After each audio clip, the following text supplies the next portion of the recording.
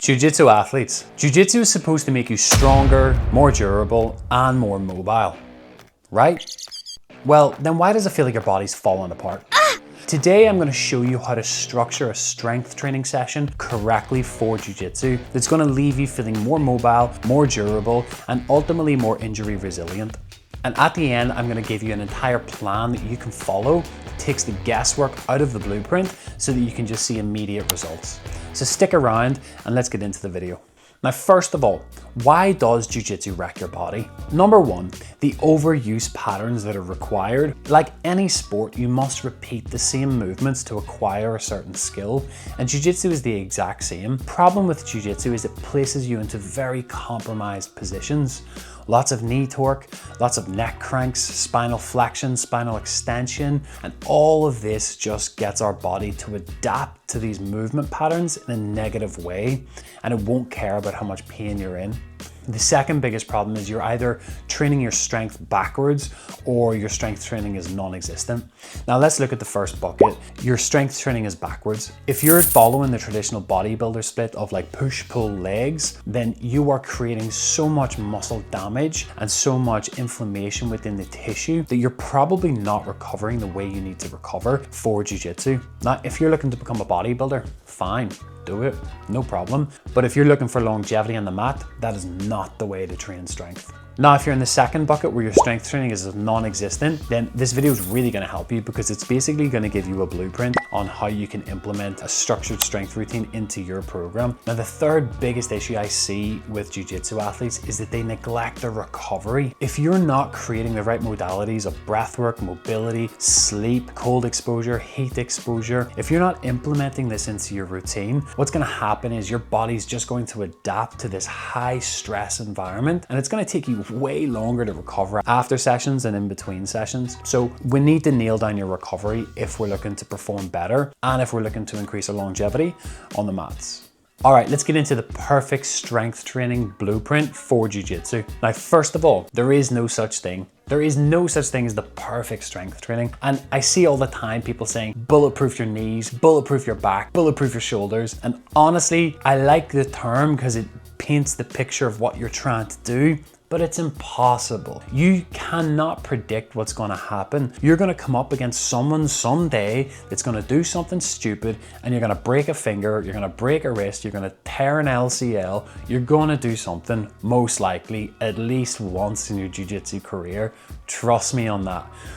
But you do have the opportunity to fortify your joints, fortify yourself in a way that the chances of that happening become way less likely. And that's what this is all about. How can we fortify our body so that we are the most prepared that we can be for the demands that Jiu-Jitsu puts onto you? All right, now let's talk about how you should structure a Jiu-Jitsu strength training workout for longevity. I follow a 3-phase system, and within this 3-phase system, I do have the variations of adding in phase 4 and phase 5, but we'll talk about those later.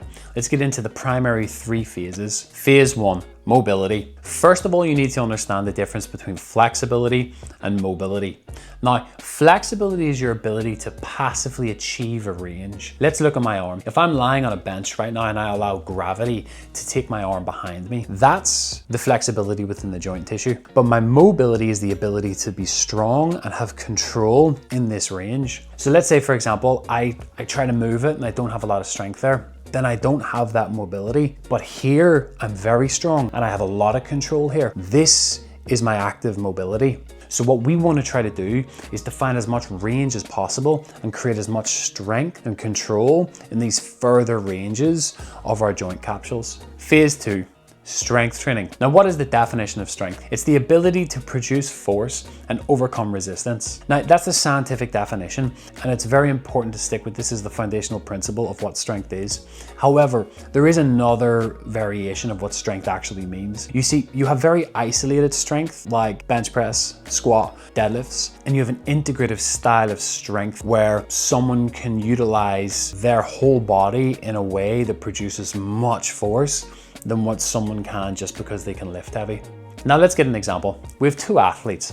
Athlete 1 is mega strong to the scientific definition. They can do all of the traditional movements to create force and overcome high amounts of resistance.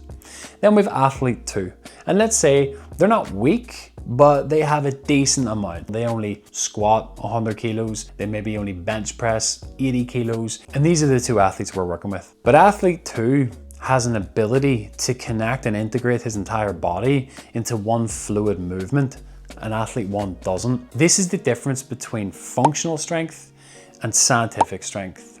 I don't know if that's actually a term, but we're going to use it for today. And ultimately, neither one wins. But what we need to do is create a proficiency over both spectrums so that we can become truly strong for Jiu-Jitsu. Now, first of all, it's very important that we build up a solid foundation of the scientific strength that I'm talking about, but then we need to get very, very coherent in understanding what functional strength actually means so that we can become one highly durable unit to produce force. Phase 3, hypertrophy. You see, the sole target of growing muscle is great if you're looking to pack on size, and the greater the size of a muscle tissue, the more potential it has to produce force. The only problem with it is that it produces stiff joints, slow muscle contractions, and also a lot of joint inflammation too. However, if we get hypertrophy through the correct exercise selection placed onto the right parts of the body, that is the gold nugget for preventing injury. All right, so there's the 3 phases, and I want to touch super briefly on the 2 bonus phases. We can also incorporate breathwork into our warm-ups and our cooldowns, and these are great for our ability to correct dysfunctional movement patterns and get our systems like stacked and ready to work effectively. But that whole topic is just a video in itself. And then we can also implement speed training. Speed training is obviously very important because we want to be fast, but again, it's just another video in itself. So the 3 primary phases is what we're going to continue to go through today for today's strength blueprint for Jiu-Jitsu longevity. So let's get into the actual blueprint and structure itself. All right, so phase 1, the warm-up. How do we warm up effectively? We use mobility. So what we want to try to do is to create the mobility sequence into 3 to 4 exercises into a giant set. And what that means is that you do exercise 1, exercise 2, exercise 3, and exercise 4, and then you rest, almost like a circuit. And what we want to try to do is load these mobility exercises as quick as possible with as much weight as possible, just as long as we can keep solid stability and technique within the movements. Then we move directly onto our movement prep. Now our movement prep ultimately is just to finally get that sweat pumping throughout the body and also stimulates the central nervous system so it's ready to immediately move into phase 2 and lift very, very heavy. Phase 2, our strength routine. Now, I forgot to say that every single workout is a full body workout. So what we're gonna do is break our strength into 2 components. Number 1, our max effort, and number 2, our sub-maximal effort. So what we wanna do is we wanna choose either upper or lower for max effort. Let's say, for example, today we'll choose bench press, because everybody loves bench press, as a max effort for our upper. So what we would do is we would hit 4 sets of 4 reps, or 5 sets of 4 reps, or anything up to 5 sets of 5 really, and really pushing very heavy weights so long as that our joints feel healthy within the movement. Then what we do is we move on to our sub-maximal load, and this then we change to the lower body. So let's say, for example, deadlifts. We use the deadlifts for 5 sets of 6 or 6 sets of 5. And that allows us to then just stimulate the central nervous system and the contractile potential of the upper body and the lower body to increase strength. Then following these 2 maximal and sub-maximal loads, we then move into an integration phase. And I use some sort of exercise like a landmine exercise or a very heavy ball lift to just integrate the upper body and the lower body as one unit working together. Now, in between each set on the max effort and sub-maximal effort, you want between 2 to 3 minutes rest to get the optimal results. Now, that takes a lot of time, honestly, and if you don't have a lot of time, I'm gonna show you a little trick at the end of this to figure out how you can squeeze some extra stuff in there so that you can be more efficient with the time that you do have. Now, phase 3, the hypertrophy work. Basically, you choose between 2 to 4 exercises that you focus on the weak links. Let's imagine it's hamstring curls, and let's imagine that it's like rear delts. And you hit 3 rounds of it, and you do 15 to 25 repetitions of each. So it's very lightweight, but you want as much volume as possible in there so that you can really pack on some muscle size into these weak areas.